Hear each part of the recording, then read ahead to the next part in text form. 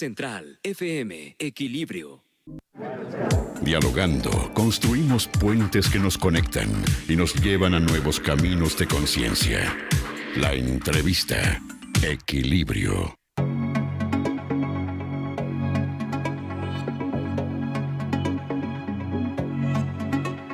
Deseo agradecer la presencia de Carlos Salazar Lomelí como presidente del Consejo Coordinador Empresarial, que yo entiendo que en algunas ocasiones hemos hecho aquí comentarios que que son críticos al empresariado mexicano y que han causado incomodidad, pero esto no quiere decir, y así lo entiendo, y por tu presencia aquí, que la incomodidad no está desligada con la libertad de decir por las dos partes lo que sea. Entonces, yo te agradezco mucho, Carlos, que tomes esta llamada, señor presidente del CCE. Buenos días, ¿cómo estás, Carlos?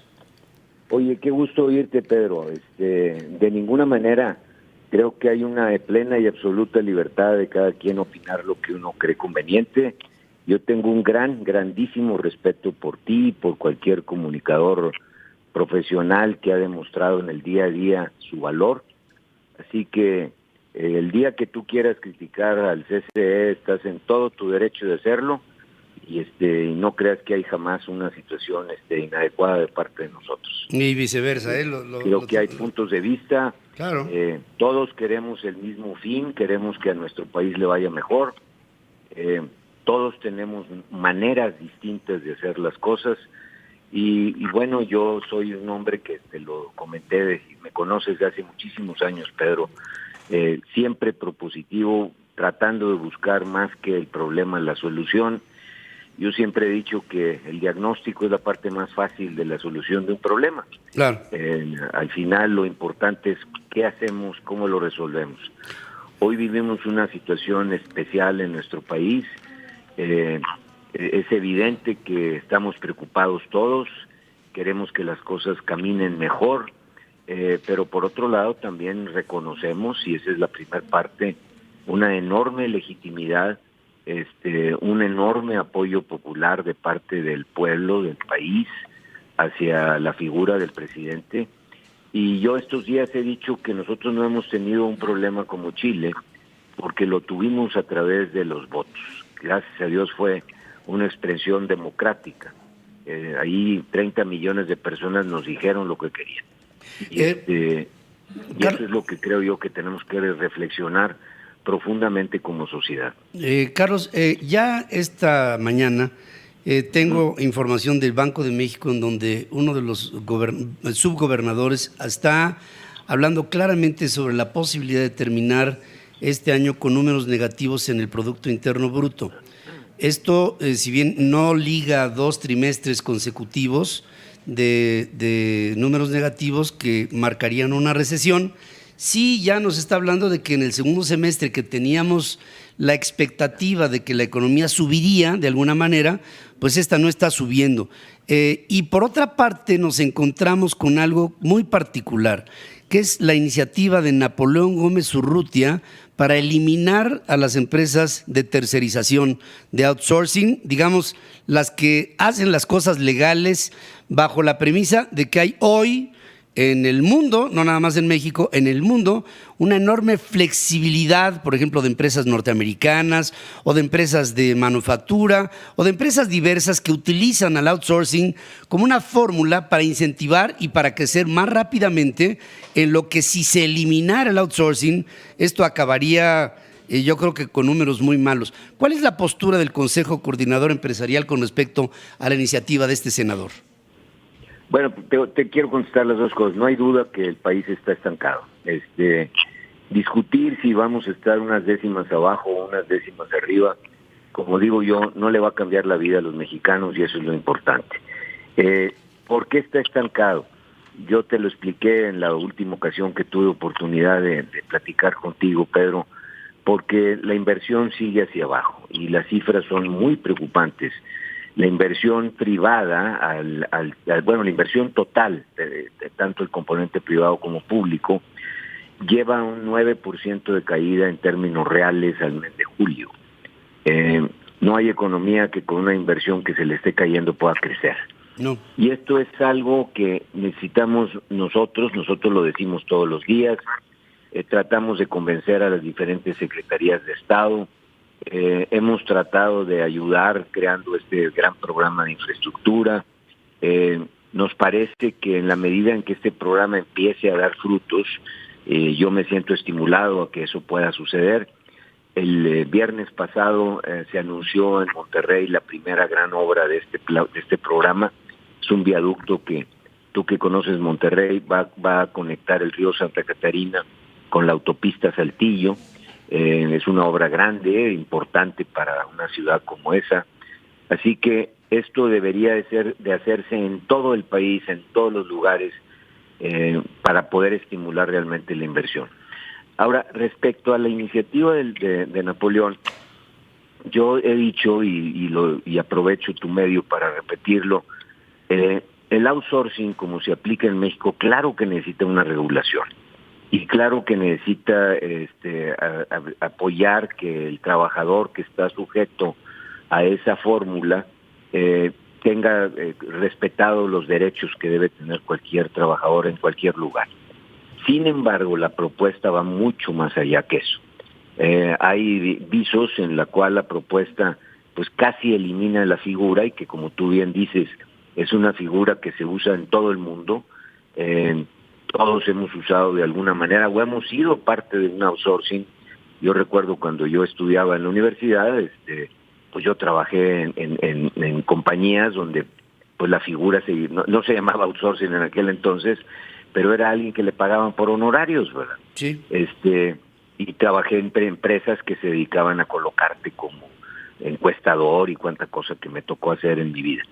Entonces, ese tipo de trabajos pues son trabajos honestos y claros y hay que seguirlos estimulando porque los necesitamos. Pero fíjate todavía, Pedro, la iniciativa va todavía más allá y quiere, yo creo que esta es la moda de los días, configurar que este tipo de compañías pueden caer en delincuencia y que entonces se les acuse no solamente de una estructura inadecuada con lo que representa una falla administrativa, sino llevarlo a los tribunales y judicializar el proceso tratando de que te metan a la cárcel. Bueno, eso me parece todavía más exagerado. Entonces, ese tipo de cosas son las que nosotros desde el Consejo Coordinador hemos estado levantando la voz de decir, claro que hay que regularizarlo y claro que esas iniciativas se aplauden, pero no las llevemos a extremos en donde lo único que hacemos es eliminar las figuras, asustar a las personas, redefinir las reglas de una manera inadecuada. Ese es mi comentario. Ese es tu comentario. Yo estoy viendo que con este movimiento lo que Napoleón Gómez Urrutia realmente está pretendiendo es un control. Es un control sobre las nóminas y es un realineamiento de la conformación de los ejes sindicales como se hicieron en el pasado. ¿Te acuerdas perfectamente bien claro. Cuando el corporativismo crea la Confederación de Trabajadores de México y la Confederación de Organizaciones Populares y la Confederación de Trabajadores en el Campo, la Confederación Nacional Campesina, etcétera? Hoy siento como que hay un reacomodo y un hombre con las cartas credenciales de Napoleón dice que su iniciativa de outsourcing ya tiene la bendición del presidente, así, benedizione, como en italiano. Ya tiene la bendición presidencial. El blessing. El famoso blessing, ¿no? Ya vas con la bendición del Señor. Y entonces esto yo creo que le mete mucho ruido.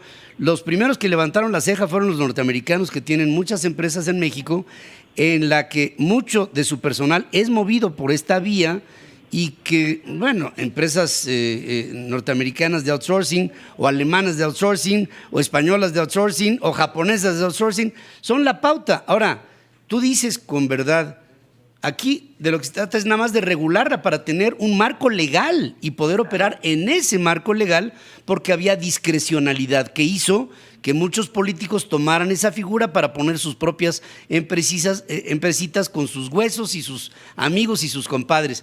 Pero el outsourcing como tal es la esencia de lo que está atacando y aquí creo que le pone otra banderilla a la economía mexicana que debilita su ímpetu hacia el futuro.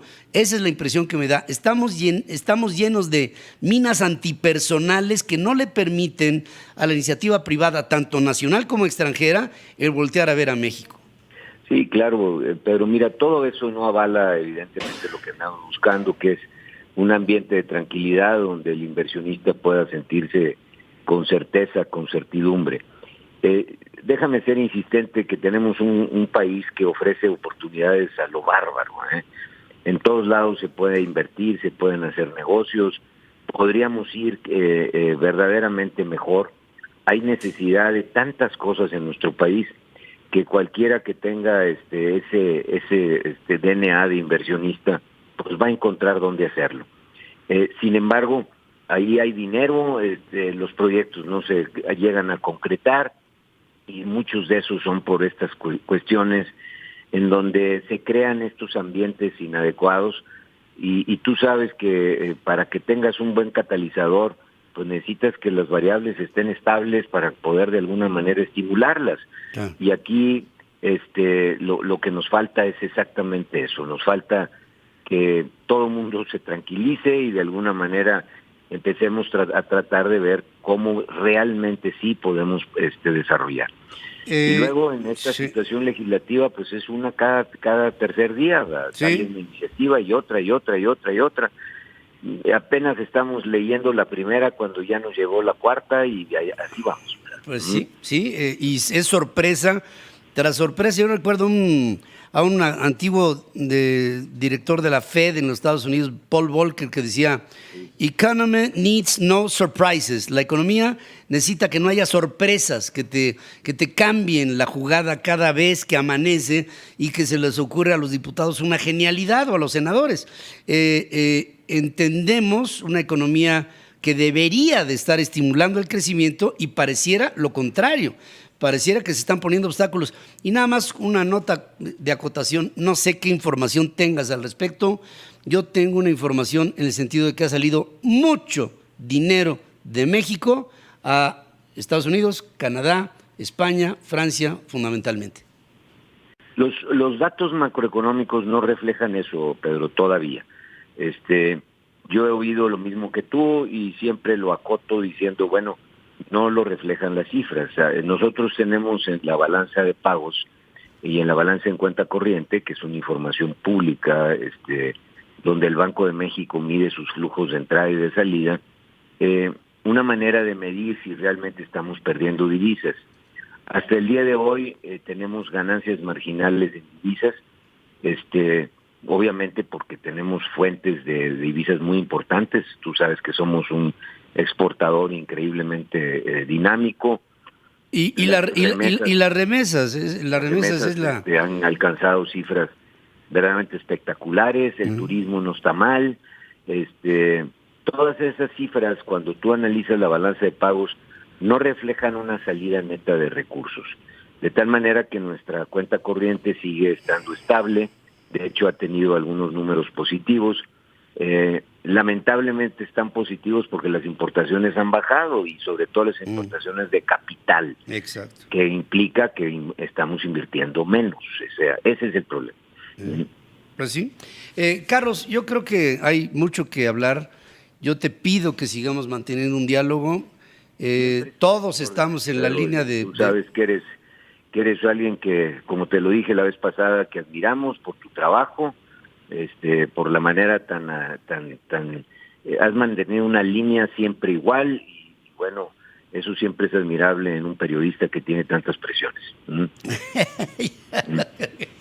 Carlos, te mando un abrazo cariñoso. Ándale, mil gracias, Pedro. Gracias a ti. Carlos Salazar Lomelín, presidente del Consejo Coordinador Empresarial. Puede haber diferencias.